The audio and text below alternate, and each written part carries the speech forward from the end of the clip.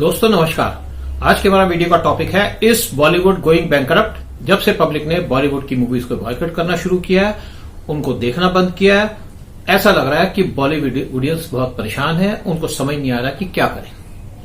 कुछ ये भी लग रहा है कि बॉलीवुड ऑडियंस बैंकरप्ट होते जा रहे हैं। शायद उन्होंने अपना पैसा सारा ड्रग्स में खर्च कर दिया। ये जो बॉलीवुड ऑडियंस बॉयकॉट ट्रेंड चल रहा है इंडिया के अंदर, इसकी वजह से बॉलीवुडियंस ने अपना एक नया फ्रंट खोलने की सोची है। उन्होंने अपनी जो फिल्में हैं वो रिलीज करनी शुरू की हैं इंटरनेशनल सर्किट में। ये वो इसलिए कर रहे हैं कि उनकी अपनी फैमिलीज हैं, उनके बच्चे हैं, इन्होंने उनको फीड करना है, उनका फ्यूचर भी इनके सामने है। जो लेटेस्ट कुछ फिल्में इंटरनेशनल सर्किट पर रिलीज हुई हैं या होने वाली हैं, उसकी मैं आपको थोड़ी सी लिस्ट देता हूं छोटी सी। खाली पीली 2 अक्टूबर फिजी में। इसके जो लीड एक्टर्स हैं वो हैं ईशान खट्टर और अनन्या पांडे। इसके सब टाइटल्स इंग्लिश के अंदर हैं। लूट केस 9 अक्टूबर फिजी और न्यूजीलैंड में। इसकी जो लीड एक्टर्स हैं खेमू और रसिका दुग्गल। इसके सब टाइटल्स इंग्लिश के अंदर हैं। सड़क 2 16 अक्टूबर 2020 ऑन बिग स्क्रीन फिजी और न्यूजीलैंड। इसके मेन एक्टर्स हैं संजय दत्त और आलिया भट्ट। ओम शांति ओम, ये इसको री रिलीज किया जा रहा है 21 अक्टूबर को न्यूजीलैंड के अंदर। इसके मेन एक्टर्स हैं शाहरुख खान और दीपिका पादुकोण। फिर लक्ष्मी बॉम्ब, इसको रिलीज किया जाएगा 9 नवंबर 2020 को न्यूजीलैंड और फिजी में। इसके लीड एक्टर्स हैं अक्षय कुमार और कियारा आडवाणी। इसके सबटाइटल्स भी इंग्लिश के अंदर हैं। कुछ महीने पहले यूरोप, यूएस और गल्फ के अंदर बॉलीवुडियंस के कुछ शो ऑर्गेनाइज किए जाते थे, जिसमें बॉलीवुडियंस उसमें पार्टिसिपेट करते थे। और ये शोज अब कैंसिल हो गए कोरोना वायरस की वजह से। और कुछ एक्सपोजर हो गया कि ये जो शो लोग ऑर्गेनाइज करते थे वो पाकिस्तानी थे, कि इनके लिंक पाकिस्तान की आईएसएल से थे। और बॉलीवुडियंस जब उस शोज में पार्टिसिपेट करते थे तो इनकी इनकम भी होती थी, ये पैसे अर्न करते थे। साथ साथ जो दूसरे पैसे जनरेट होते थे वो जाते थे पाकिस्तान की आईएसआई को। वो डाइवर्ट होते थे जो इंडिया के अंदर, कश्मीर के अंदर पाकिस्तान की आईएसआई इन्वॉल्व है मिलिटेंट एक्टिविटीज में, और इंडिया के खिलाफ जो उनकी मिलिटेंट एक्टिविटीज चल रही है। लेकिन ये शो के बंद होने से पाकिस्तान के आईएसआई को भी थोड़ा सा क्रंच हुआ है, यानी कि थोड़ा सा झटका लगा। ये शोज यूएस, यूरोप और गल्फ में ऑर्गेनाइज किए जाते थे पाकिस्तान के एजेंट्स की द्वारा, जिनका नाम है अनिल मुसर्रत, रेहान सिद्दीकी और टोनी अशाई।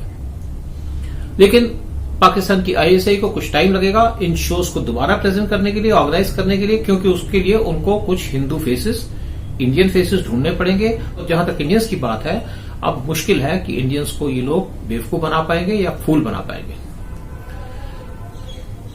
डीके गैंग की एडवाइस से कुछ मेंबर्स हैं बॉलीवुड के, जिन्होंने डिसाइड किया है अपनी पिक्चरें फॉरेन के अंदर रिलीज करने के लिए। यानी कि इन्होंने अपने फॉरेन सर्किट में जो पिक्चरें रिलीज करने का डिसीजन लिया है, वो डिसीजन लिया है डीके गैंग के कहने पे, उनकी एडवाइस पे। दूसरी तरफ डीके गैंग जो था ये एक्टिव था बॉलीवुड के अंदर, और बॉलीवुड के अंदर ये कोशिश कर रहा था या प्रमोट कर रहा था सिर्फ मुस्लिम एक्टर्स और एक्ट्रेसेस को। साथ में इसका दूसरा रोल था कि यहां पे पाकिस्तानी एक्टर्स और एक्ट्रेसेस आते थे, वो सारे आते थे डीके गैंग के कहने पे, उनके एडवाइस पे, उनके सजेशन पे। डीके गैंग बॉलीवुड के अंदर सिर्फ मुस्लिम्स को प्रमोट करता है, और ये उसमें जो मेन प्रमोट करता है वो प्रमोट करता है 4 खान्स को। डीके गैंग दूसरी तरफ बॉलीवुड के अंदर प्रमोशन भी करता है अपने लोगों की, उनको फिल्मों को फाइनेंस भी करता है। ये साथ साथ उन लोगों को भी प्रमोट करता है जो इसकी एक्टिविटीज में इसके साथ चलते हैं, यानी कि इसकी बातें मानते हैं, और जो एंटी इंडिया एक्टिविटीज में उसको थोड़ा साथ दें। साथ साथ कोई अगर हिंदू एक्टर्स को भी प्रमोट करने की कोशिश करता है कोई प्रोड्यूसर, तो डीके गैंग के लोग इनको कॉल करते हैं कराची से, दुबई से या सऊदी अरेबिया से, और इनको थ्रेटन करते हैं कि ऐसा ना करें। किसी भी एक्टर को ये एक लिमिट के बाहर प्रमोट नहीं करने देते। इसके अंदर नाम आता था सुशांत सिंह राजपूत का। इनके कहने पे ही सुशांत सिंह राजपूत की जो फिल्में थी वो खींची गई सुशांत सिंह राजपूत से, और इसके पीछे जैसे मैंने कहा दूसरे लोग को हैं, वो यहाँ के जो अंदर बैठे हैं डीके गैंग के सपोर्टर्स, उनका काम है। इसीलिए जो बॉलीवुडियंस हैं उनकी कुछ कंपल्शंस हैं, क्योंकि उनको डीके गैंग का डायरेक्टिव मानना पड़ता है। साथ साथ जो कुछ एक्टर्स और एक्ट्रेसेस हैं उनको एक प्लेजेंट और अच्छे रिलेशन बनाने पड़ते हैं डीके गैंग के, और उनके रिलेशन उनसे तभी बनते हैं कि अगर वो उनकी फाइनेंसेस उनके एक्सेप्ट करेंगे, उनको फंडिंग करेंगे, साथ साथ उनकी जो बातें मानेंगे या उनकी एक्टिविटीज में इन्वॉल्व होंगे। इसीलिए मैं पर्सनली कभी भी अमिताभ बच्चन, अक्षय कुमार अजय देवगन और गोविंदा जैसे एक्टर्स या बाकी कुछ एक्टर्स को कभी क्रिटिसाइज नहीं करता या कभी उनके बारे में कुछ वर्ड नहीं बोलता, क्योंकि उनको बॉलीवुड में रहना है, उनको वहां पे सर्वाइव करना है। बॉलीवुड की कोई पिक्चर फॉरेन सर्किट पर रिलीज होती है तो डीके गैंग के मेंबर्स वहां पे फोन करते हैं और उनको कहेंगे प्रोड्यूसर को कि जो उनकी फॉरेन टेरिटरी है वो डीके गैंग को दी जाए। जो भी बॉलीवुड के प्रोड्यूसर्स हैं उनको उनके ये डायरेक्टिव मानने पड़ते हैं, उनकी एक कंपल्शंस है और इसके अंदर जो भी टर्म्स एंड कंडीशन है डीके गैंग की उसको इनको मानना पड़ता है। इनके पास कोई ऑप्शन नहीं रहती। लेकिन दूसरी तरफ जो मुस्लिम एक्टर्स हैं या प्रोड्यूसर्स हैं उनकी फिल्में हैं, उन पे डीके गैंग के कोई डायरेक्टिव नहीं होते, उनको फ्री एक्सेस दिया जाता है फॉरेन के अंदर भी कि जो भी कमाएं खाएं जो मर्जी करें। साथ साथ कुछ लोग हैं जैसे महेश भट्ट जैसे जो छुपे हुए मुस्लिम्स हैं, जिन्होंने जो अंदर से मुस्लिम हैं लेकिन जिन्होंने अपने नाम चेंज नहीं किए, उनको भी इस पूरी फैसिलिटीज मिलती हैं डीके गैंग की तरफ से कि उनकी भी पिक्चर्स के ऊपर कोई भी वो क्वेश्चन नहीं उठाया जाता या उनकी टेरिटरी को फॉरेन में नहीं माना जाता। ये सुनने में आया कि शाहरुख खान अपनी एक नई पिक्चर तैयार कर रहे हैं, पठान, जिसमें लीड रोल में शाहरुख खान है और उनके साथ है दीपिका पादुकोण। लेकिन शाहरुख खान कुछ देर से परेशान है कि अगर उनकी नई फिल्म नहीं चली या बॉयकॉट हुई तो क्या करेंगे। उनको लगता है कि उनकी अगर नई फिल्म नहीं चलेगी या बॉयकॉट होगी या फ्लॉप होगी तो उनको अपनी कुछ लॉसेस की वजह से अपनी कुछ प्रॉपर्टी दुबई में बेचनी पड़ेगी। वैसे देखा जाए तो शाहरुख खान की बहुत प्रॉपर्टीज है फॉरेन के अंदर और उसमें ईडी कुछ इन्वेस्टिगेशन भी कर रही है।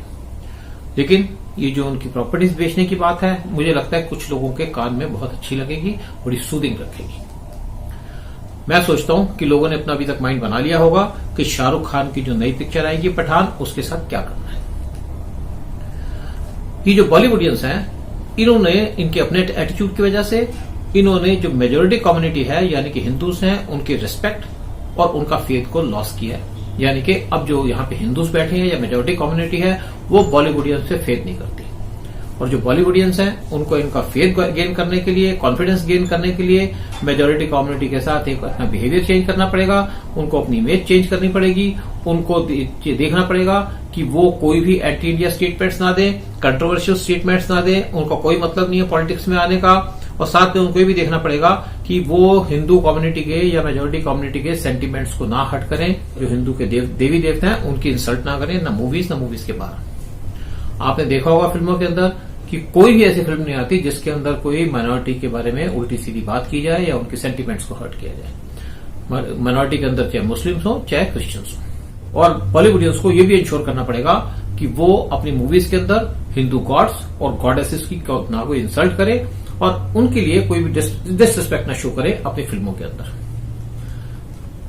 सबसे ऊपर की बात यह है कि बॉलीवुडियंस को समझ आ गया होगा कि जनता महान है और वो इस जनता को इग्नोर नहीं कर सकते, और वो किसी तरीके से भी इनके सेंटिमेंट्स के साथ नहीं खेल सकते, इनके सेंटिमेंट्स को हर्ट नहीं कर सकते।